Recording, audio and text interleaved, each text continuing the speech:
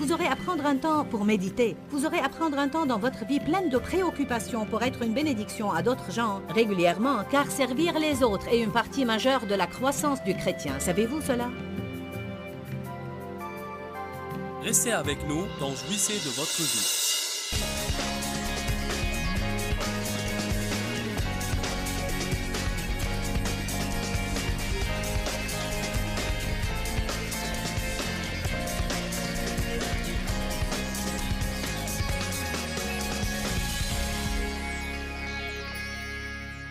Être reconnaissant est vraiment un combat spirituel.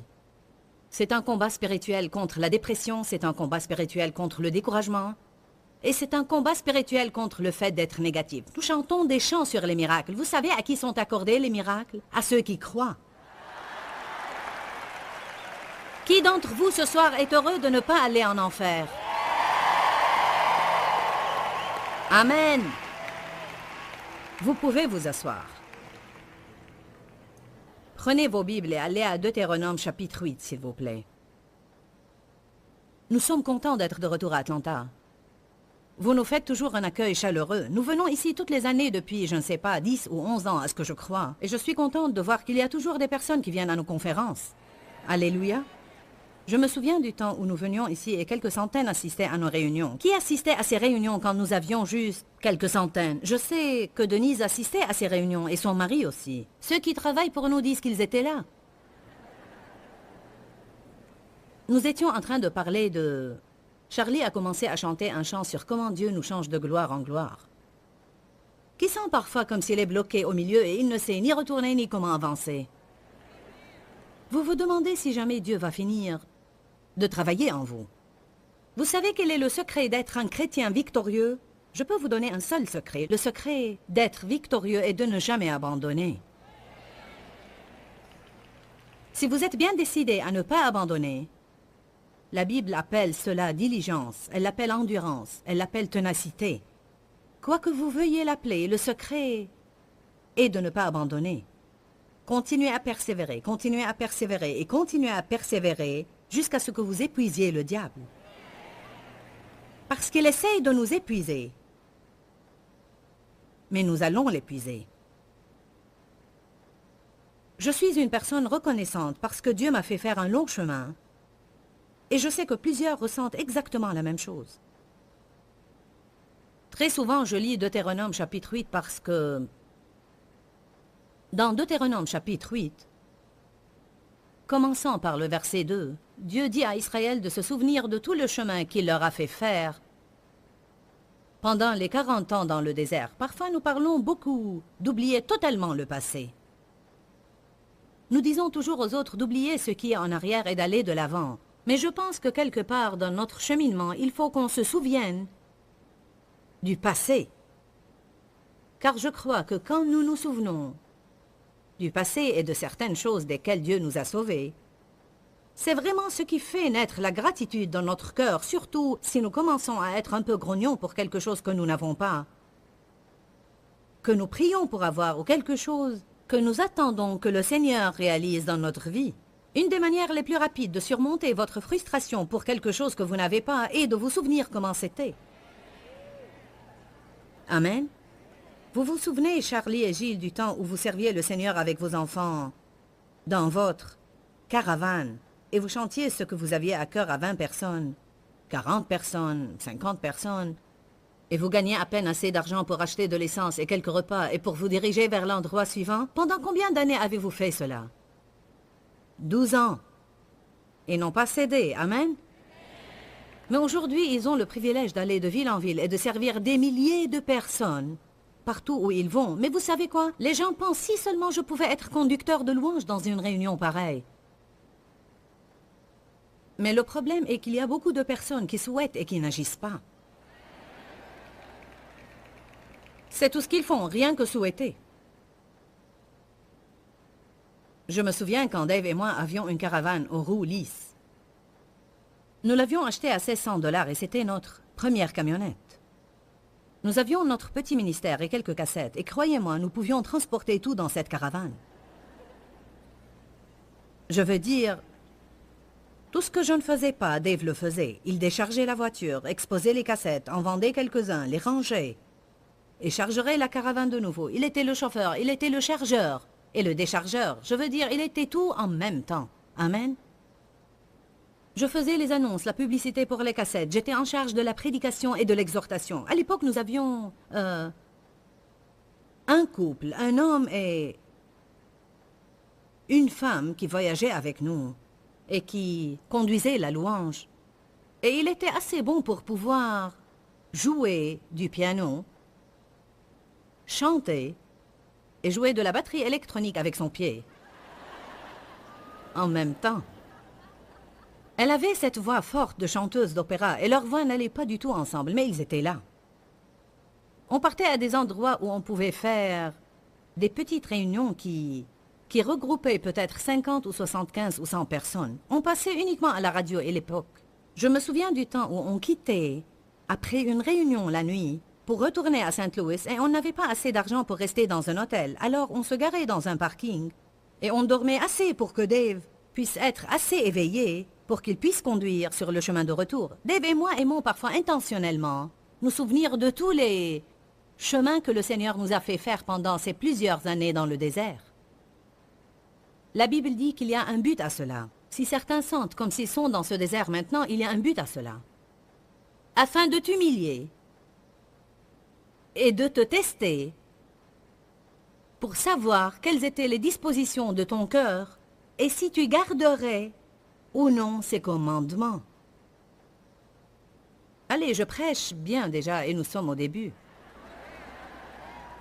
Car vous savez quoi? Si vous n'allez pas observer les commandements dans le désert, vous ne les observerez pas dans la terre promise. Si vous n'allez pas louer Dieu dans le désert, vous n'arriverez jamais à la terre promise. Vous passerez toute votre vie à errer dans le désert, à murmurer et à vous plaindre de quelque chose qui ne s'est pas passé, et à être jaloux de quelqu'un qui a payé le prix pour qu'elle se passe dans leur vie. Verset 3. Il t'a humilié et il t'a fait souffrir de la faim. Et il t'a nourri de la manne que tu ne connaissais pas et que n'avaient pas connu tes pères. Chacune de ces phrases est tout un message, vous savez. Si je ne faisais pas attention, je prêcherais ça et non ce que je suis venu dire. Afin de t'apprendre personnellement que l'homme ne vit pas de pain seulement, mais de tout ce qui sort de la bouche de Dieu. Alors, en un mot, il dit ici, « Je ne t'ai pas donné tout ce que tu voulais avoir, et même quand j'ai subvenu à tes besoins, tu ne savais pas d'où ça allait venir. Je t'ai nourri miraculeusement. Il y avait des temps où tu n'avais pas tout ce que tu voulais, mais je me suis occupé de toi. Il dit après, tes souliers ne se sont pas usés et tes vêtements n'ont pas vieilli. Ils n'ont pas eu de nouvelles choses, mais Dieu a subvenu à leurs besoins. Que faisait-il? Il leur apprenait que l'homme ne vit pas de pain seulement, l'homme ne vit pas de toutes ces choses. Ce n'est pas l'essence de notre vie, ce n'est pas ce que nous possédons ou ce que nous conduisons. Qui nous connaissons? Quelle est notre profession? Si nous sommes allés à l'université ou non? Que nous ayons les amis convenables ou non? Que nous soyons mariés ou non? Quel genre de vêtements nous portons? Les choses de la vie, quoi. Combien d'entre vous connaissent les choses de la vie? Ne sont-elles pas ce qui nous vexe? Ce sont toutes les choses que nous voulons et que nous n'avons pas, et pourtant la Bible dit clairement, cherchez premièrement le royaume de Dieu et sa justice, et toutes ces choses vous seront données. Nous ne pouvons pas chercher Dieu pour qu'il nous donne quelque chose. Nous devons apprendre à chercher Dieu pour qui il est. C'est pourquoi j'aime prendre un temps d'adoration, comme on a fait ce soir, où toute notre attention est fixée sur le Seigneur. Nous le remercions et le louons pour ce qu'il a fait et ce qu'il va faire. Notre adoration est censée fixer notre attention sur Dieu parce qu'il ne faut plus nous concentrer sur ce que nous voulons, mais rechercher Dieu et non pas ce qu'il peut faire pour nous. Alléluia. Dieu a dit, je devais vous apprendre que l'homme ne vit pas de pain seulement, mais de tout ce qui sort de la bouche de Dieu. Je me rappelle exactement où j'étais dans ma vie quand Dieu m'a révélé cette écriture, et je ne savais pas qu'elle était inscrite dans la Bible. J'étais sur un carrefour, au centre de Fenton, juste avant de tourner à gauche. Je me souviens de cela, et j'étais très agacée, car j'avais ce grand rêve et cette vision, et peu de choses se réalisaient. Qui sait que quand on a un grand rêve et une grande vision, on n'est pas intéressé à ce qui est petit? Combien d'entre vous ne sont pas enthousiasmés pour les petites choses? Allez maintenant. C'est bien quand vous n'avez pas autre chose d'avoir un petit nuage comme la paume de la main d'un homme, mais parfois je ne m'enthousiasme pas pour cela, gloire à Dieu. Tout était peu. Peu d'argent reçu pour soutenir le ministère. Peu de réunions. Peu, et j'en avais eu assez de cela. Un jour, j'étais tellement agacée que j'ai dit « Seigneur, je sais que tu pouvais faire ce que je te demande de faire sans que tu ne fasses aucun effort. Je ne comprends pas pourquoi rien ne se passe. Avez-vous jamais ressenti cela? Seigneur, je sais que tu pouvais faire ce que je te demande de faire et cela ne serait pas un problème. J'ai dit, tu n'aurais même pas à descendre de ton trône. Tu pourrais tout simplement regarder vers moi. Tout ce que tu dois faire est de regarder tout simplement vers moi. Ne peux-tu pas jeter un coup d'œil vers ici? Allez, je parle à quelqu'un ce soir. Rappelez-vous que je ne savais pas que Deutéronome, chapitre 8, 3 était là. Je veux dire, je ne savais pas ce que ça disait. Et le Seigneur m'a parlé dans mon esprit quand j'étais au feu rouge, juste avant de tourner à gauche, me plaignant du fait qu'il n'intervenait pas. Il a dit, « Je t'apprends que l'homme ne vit pas de pain seulement. »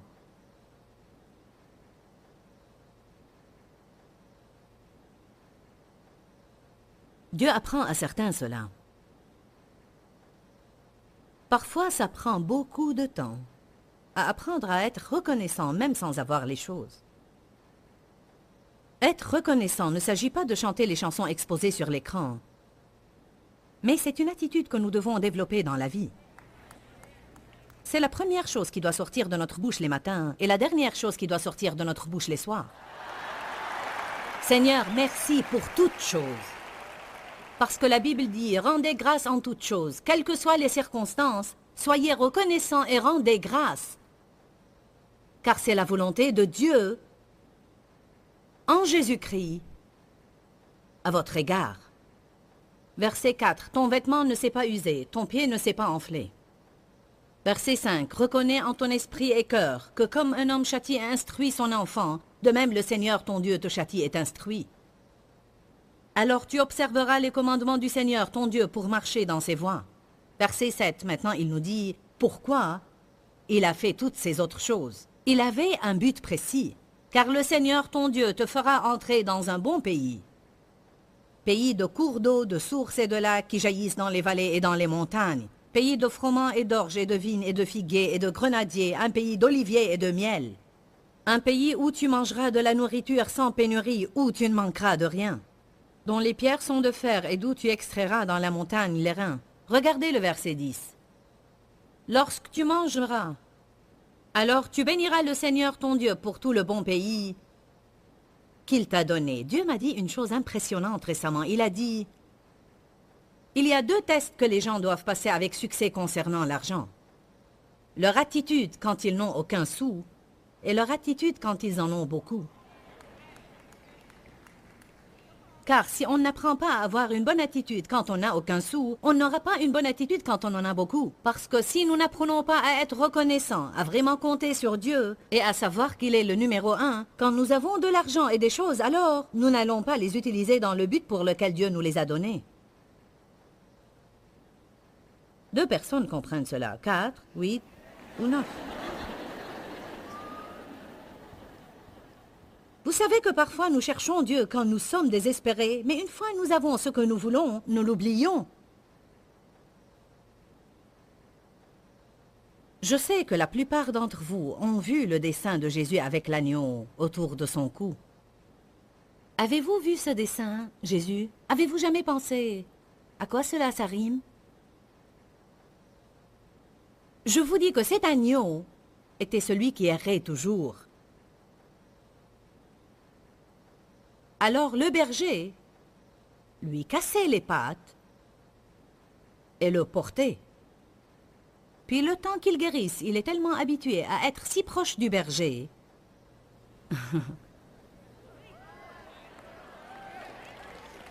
que quoi qu'il se passe après cela, il ne partira plus jamais. Alléluia. Parfois, nous ne comprenons pas pourquoi ceci se passe et cela se passe et autre chose se passe. Mais si Dieu ne peut pas nous porter à compter sur lui de toute autre façon, il nous fera compter sur lui à un tel point où nous devenons adonnés à Jésus. Et puis quand les bons moments viennent, même si nous jouissons des bons moments, nous restons toujours adonnés à Jésus. Alléluia. Il a dit, j'ai fait cela pour que je puisse faire de bonnes choses. Mais attention, quand vous êtes rassasié et vous mangez bien et vous obtenez tout ce que vous voulez, de ne pas m'oublier. Si vous continuez à lire le reste de ce chapitre, il est écrit, et si tu m'oublies, tu retourneras là où tu étais. Alléluia. Dieu fait des choses impressionnantes dans notre vie. Et vous savez quoi? Je vais dire une chose importante. Vous n'avez pas à comprendre tout ce que Dieu est en train de faire. Cela n'est-il pas une révélation? Dites tous à haute voix, je n'ai pas à tout comprendre. Tout ce que nous devons faire, c'est ne pas abandonner et continuer à persévérer. Nous n'avons pas à essayer de comprendre, car je vous dis que Dieu fait un travail dans notre vie. Il travaillera en vous et vous changera. Il travaillera dans les gens autour de vous et les changera si vous priez pour eux au lieu de vous plaindre d'eux. Il travaillera dans vos finances si vous payez la dîme et faites ce que Dieu vous a demandé de faire. Si vous ne faites pas ce que Dieu vous dit de faire financièrement, alors ne vous attendez pas à ce qu'il travaille dans vos finances. La Bible dit, « Si tu observes tous ces commandements, alors je vais. » Nous ne pouvons pas contourner le plan de Dieu et penser que nous pouvons avoir des dispenses exceptionnelles simplement parce que nous avons quelques excuses banales pour ne pas obéir. Pas tout le monde sourit. C'est étonnant. Quand vous parlez de l'argent, on ne voit pas beaucoup de sourires. Oh, cette affaire d'argent, je vous dis, cela nous agace, n'est-ce pas? Si nous n'obéissons pas à Dieu au sujet de l'argent, nous ne lui obéirons pas au sujet d'autre chose non plus. Dieu n'a pas besoin de notre argent, c'est une épreuve. C'est tout, juste une épreuve, pour voir ce qui est important pour nous. Gloire à Dieu.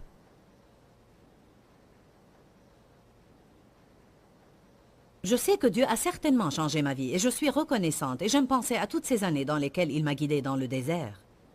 Je me souviens du moment où je prêchais la prospérité alors que je conduisais une ancienne voiture. Je me souviens de la première réunion de la vie dans la parole que j'ai faite il y a 22 ans. La première réunion que j'ai faite il y a 22 ans, je n'avais même pas une tenue décente à porter et l'épouse de mon pasteur m'a donné un tailleur blanc qui était trop grand pour elle.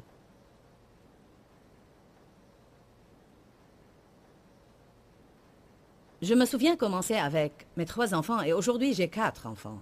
Ils sont tous adultes et ils travaillent dans le ministère. Bien non, en fait j'avais 4 enfants car aux premières réunions de la vie dans la parole, j'avais déjà Danny qui a aujourd'hui 22 ans. Je le portais sur ma hanche en me préparant pour aller à la réunion.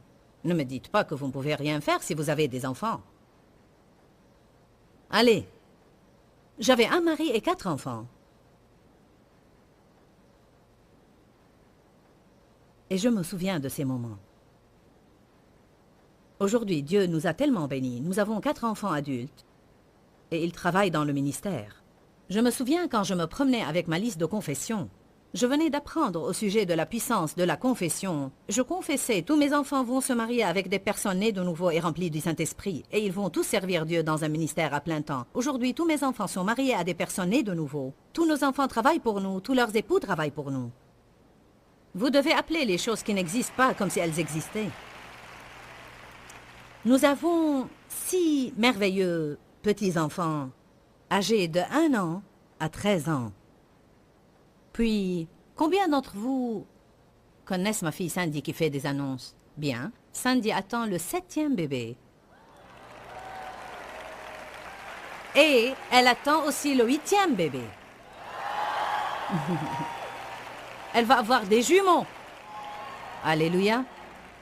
Elle était en fait enceinte plus tôt dans cette année et a fait une fausse couche après 6 semaines. Et elle avait une si bonne attitude que Dieu a dit bonne attitude, alors une double bénédiction. Amen.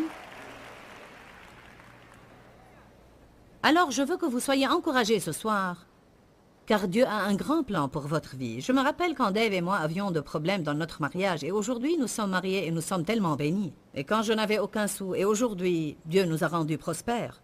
Je me souviens d'avoir vécu dans un petit appartement, et aujourd'hui nous avons une belle maison, d'avoir conduit une ancienne voiture, et aujourd'hui nous avons de nouvelles voitures. Si vous ne baissez pas les bras et vous n'abandonnez pas, vous arriverez au but. Amen.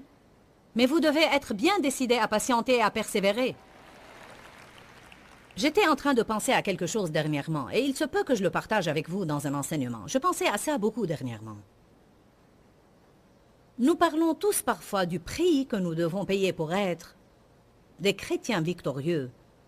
Et je crois que je sais bien ce qu'est le premier prix. Vous savez ce que je pense que nous devons être prêts à investir plus que toute autre chose? Le temps. Le temps. Si vous voulez être des chrétiens forts, vous aurez à sacrifier du temps. Vous aurez à prendre un temps pour faire des choses comme vous le faites ce soir. Vous aurez à prendre un temps pour aller à une église où vous pouvez vraiment entendre la parole de Dieu et grandir. Vous aurez à prendre un temps pour prier, et un temps pour lire la Bible, et un temps pour étudier. Vous aurez à prendre un temps pour méditer. Vous aurez à prendre un temps dans votre vie pleine de préoccupations pour être une bénédiction à d'autres gens régulièrement, car servir les autres est une partie majeure de la croissance du chrétien. Savez-vous cela? Dites tous le temps. Le diable nous rend les choses de plus en plus dures aujourd'hui, car le temps semble être la seule chose que personne n'a jamais suffisamment. Il est plus facile pour vous aujourd'hui de donner votre argent que de donner du temps. Êtes-vous d'accord avec cela? Alors, si vous êtes prêt à consacrer le temps, et vous ne baissez pas les bras, je peux vous promettre que vous y arriverez. Écoutez-moi ce soir. Dieu ne fait point exception de personne. Ce qu'il fait pour l'un, il le fait pour l'autre. Il ne le fera pas exactement de la même manière qu'il l'a fait pour eux, mais Dieu répondra à vos besoins. Je remercie Dieu pour la...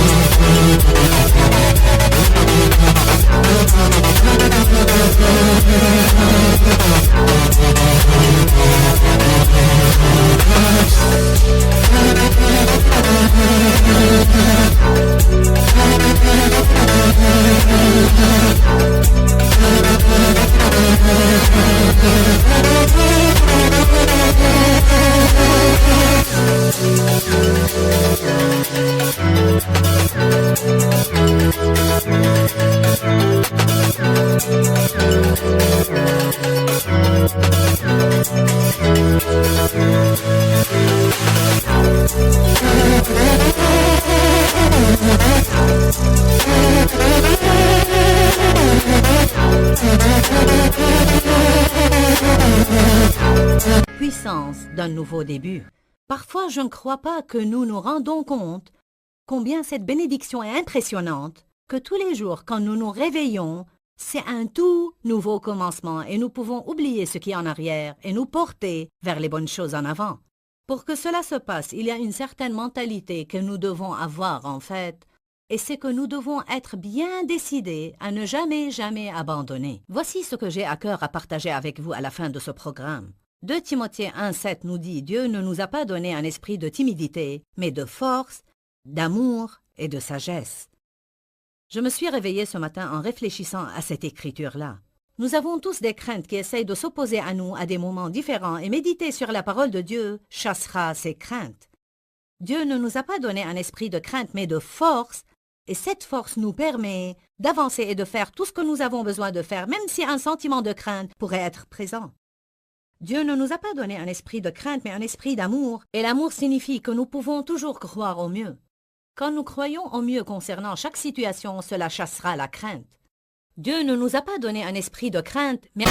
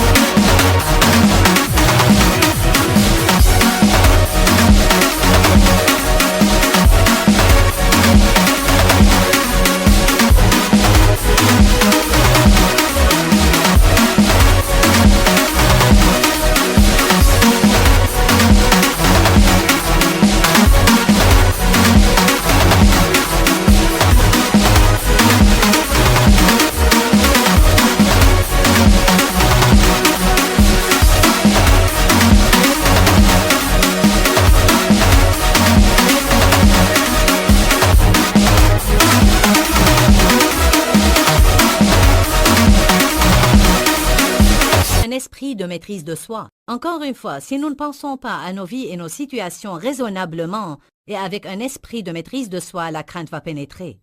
Je veux que vous vous rappeliez, bien-aimés, que vous ne devez pas vivre dans la crainte. Dieu a un bon plan pour votre vie. Restez dans la parole. Que Dieu vous bénisse. À très bientôt. Dis-leur que je les aime. Dans ce livret, Joyce Meyer donne une révélation de l'amour de Dieu pour nous. Pour obtenir ce livret gratuitement, écrivez-nous à Joyce Meyer, boîte postale 40095-6300, Larnaca, Chypre. Ou bien visitez notre site web www.joycemeyer.org/fr.